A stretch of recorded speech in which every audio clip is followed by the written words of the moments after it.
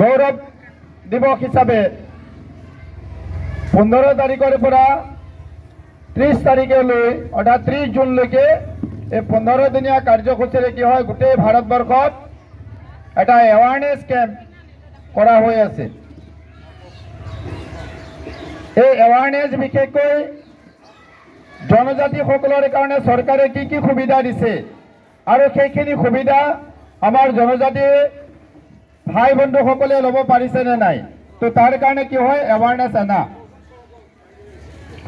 তো যিমান সুবিধা আছে এই সুবিধা ল'বৰ কাৰণে প্ৰথম আটাইতকৈ ইম্পৰ্টেণ্ট যেটো আছে সেইটো হ'ল আধাৰ কাৰ্ড। আজিৰ দিনত ল'ৰা ছোৱালী পৰা ধৰি বয়সস্থ সকলোৰে আধাৰ কাৰ্ড থাকিব লাগে। আধাৰ কাৰ্ড আপোনালোকৰ আছে নে নাই?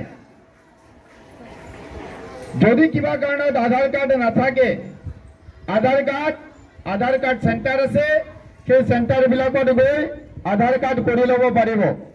ব্লকৰ আণ্ডাৰে কিছুমান মানে কি হয় আধাৰ কাৰ্ডৰ কাৰণে খোলাৰ কাৰণে ব্যৱস্থা কৰি দিছে চৰকাৰে। যিমান সুবিধা আছে সকলো সুবিধা ল'বৰ কাৰণে কিন্তু আধাৰ কাৰ্ডটো লাগিব।